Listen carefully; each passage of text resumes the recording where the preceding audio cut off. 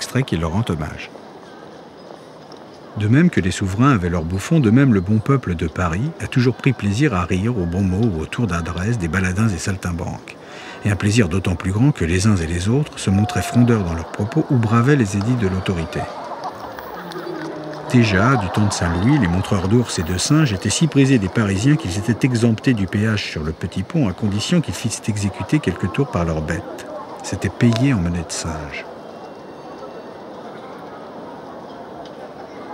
Ce jugement fait maintenant jurisprudence. Cependant, pour les saltimbanques, les problèmes ont continué. Il s'est passé 1 an ou 2, il y a eu un nouveau commissaire qui a repris les hostilités, qui ne voulait plus nous voir donc en dehors de la zone. Le commissaire du 4e, non? Oui, c'est toujours le 4e arrondissement, parce qu'il y a eu des commissaires sympas, il y en a eu qui étaient moins sympas, qui faisaient du zèle. Et donc, il y a un commissaire qui a repris les hostilités. Lui, il avait trouvé comme arrêté une gêne pour les piétons, une entrave à la circulation des piétons. Le désir d'ordre absolu, c'est toujours une tentation. Je trouve que c'est plutôt bien qu'il y ait un problème, qui est de doser la vie.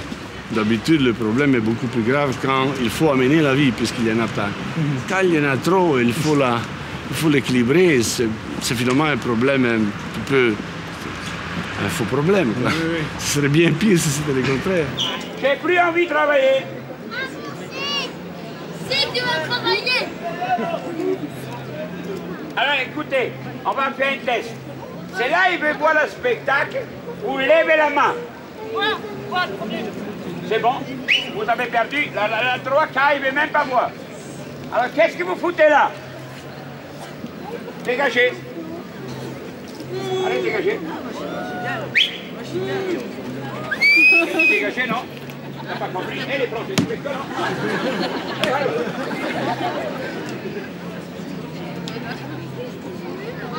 Attention, Coco, qu'est-ce qu'il y a là?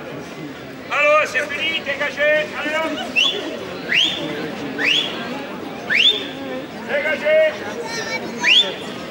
Dégagez.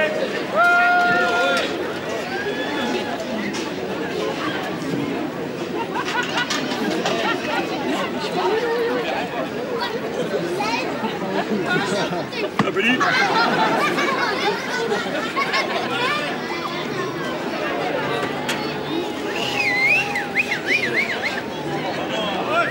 C'est fini. Non. Raison, je suis feignant.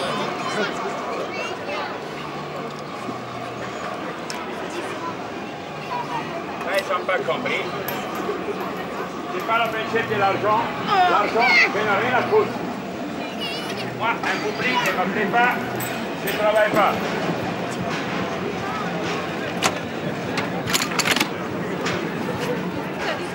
Qu'est-ce qui m'a pas plu? La public. Non, mais il s'amuse. Il s'amuse. Je veux que vous faites le travail. Je m'en fous.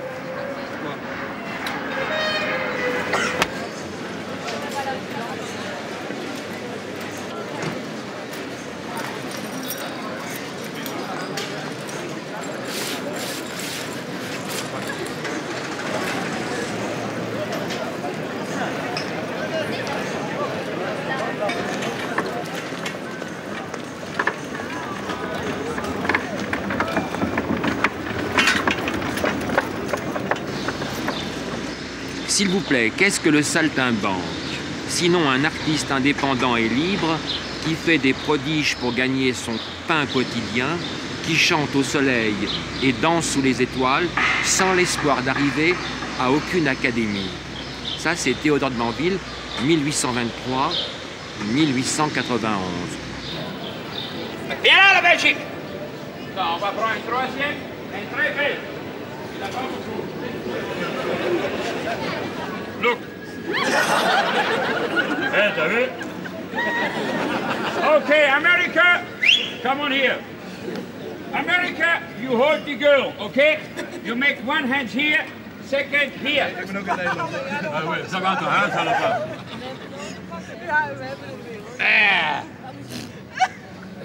pas. Ok, hold on.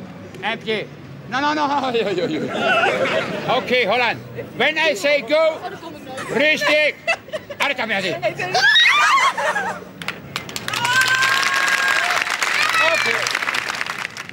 On peut s'avier de nous-mêmes. Nous que les gens, c'est un bande, c'est-à-dire que, disons que nous sommes des enfants sauvages, on se connaît tous, on se tutoie. Hein? Il y a un moyen de communication qui est très facile. C'est communique. Mais avec le public, de toute façon. Puis nous, il faut qu'il y ait le public. Parce que nous vivons pour le public. S'il n'y a pas de public, on n'est pas bien. Il faut que le public soit là, on est content. On est là. Mais pourquoi cette solitude? Oh, oh, la banana, elle est là. Oh, oh, ah, solitude. Oh, oh, oh, oh. Ah, ah, ah, ah, ah, ah. Une fois, j'étais en train de faire un spectacle. Un monde, il y avait au moins 500 personnes. Tout d'un coup, il y a une nuage qui arrive. Bon, il s'est mis à pleuvoir. Oh là là, et tout le monde est rentré dedans. Il dit, oh mon Dieu, j'ai perdu ma journée. Et cette pluie, quel miracle. Au bout même pas 12 minutes, s'arrêtait. Et tout le monde sortait, pouvait me donner, mettre des pièces dans ma tirelire. Ah ça, je ne me verrai jamais.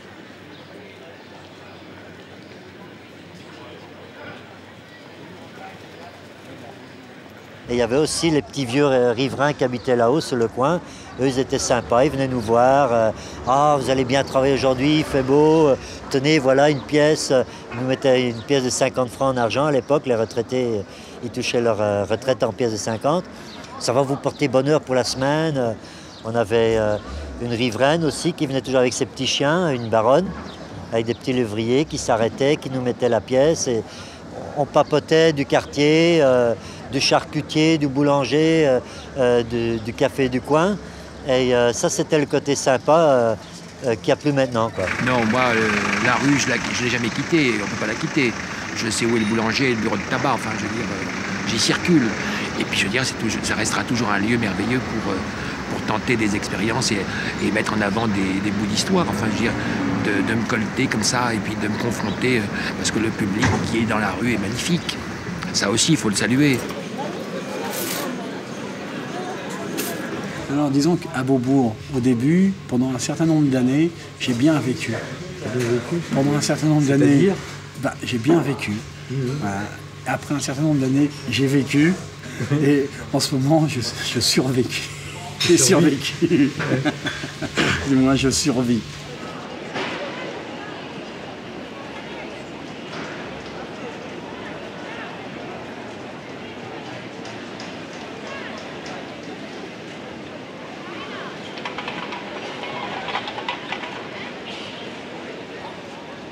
Consigner sur des petits carnets tout ce que tu gagnais, hein? Ah ben tout ce que je faisais, tout ce que je gagnais en monnaie, je marquais même quand je sortais le matin, il faisait sombre, il allait peut-être pleuvoir, alors je prenais le risque et même si j'avais fait que 50 francs, je les marquais et à côté je marquais il a plu.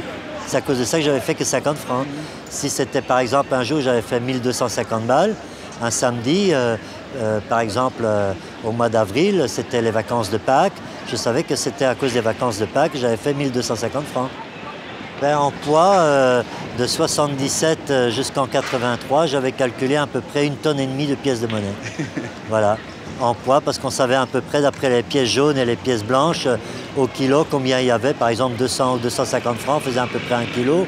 Et on savait, en comptant tout mon budget que j'avais fait dans l'année, multiplié par autant d'années, ça devait faire à peu près 1,5 tonne.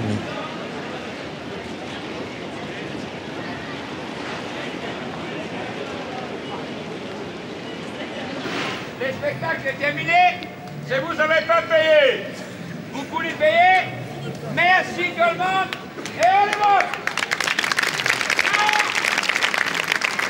Un applaudissement. Merci. Merci. Merci. Merci. Dépêchez-vous.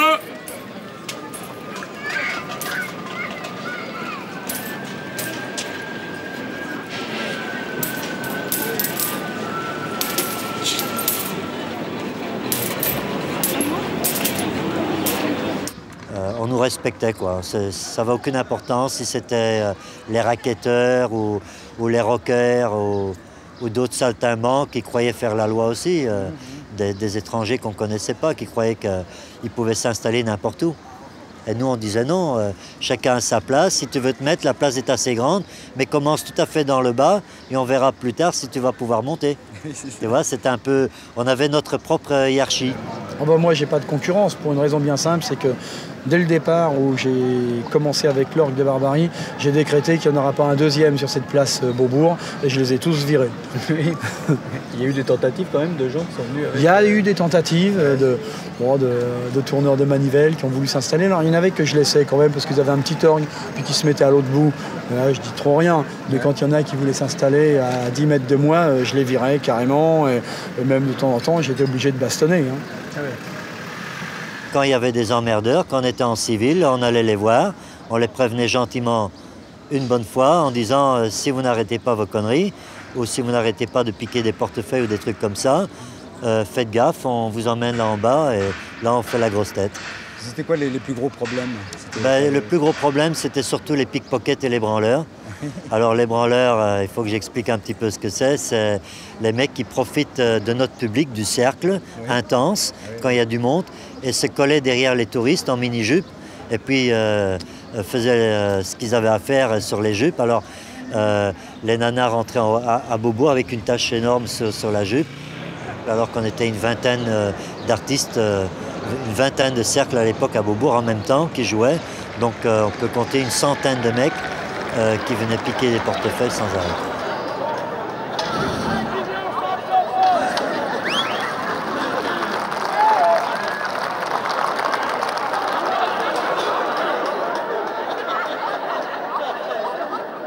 Et tous ensemble, on a décidé de faire notre propreté.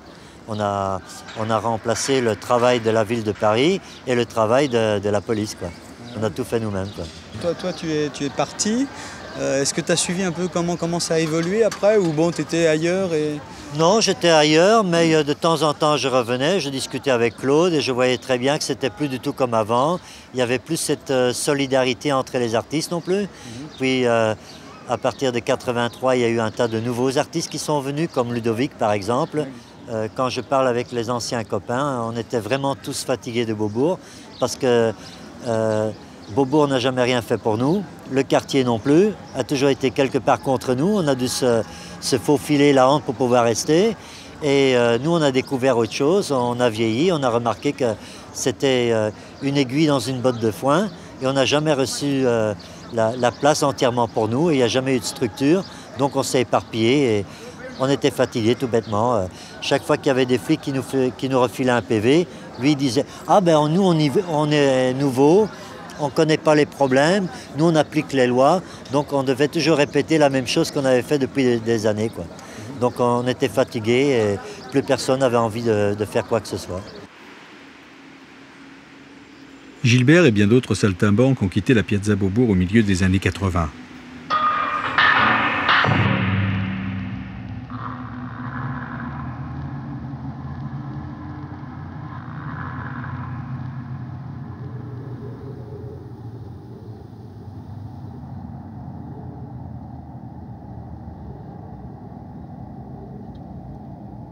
On ne peut pas dire que la désertification des saltimbanques, c'est rapport aux travaux. C'est surtout, déjà, il y en a qui sont partis, il y en a qui sont morts, il y en a qui sont partis dans des cirques, il y en a au parc Astérix, il y en a à Disneyland, il y en a dans le monde entier. Puis il y en a qui ont abandonné le métier, soit ils étaient trop vieux, soit ils ne gagnaient plus leur croûte et tout. Et puis Beaubourg a perdu un peu de son intérêt, il n'y a plus vraiment des grandes expositions, il n'y a plus vraiment... Donc, c'est vrai que maintenant, avec les travaux en plus, ça n'incite pas tellement les saltimbanques à revenir.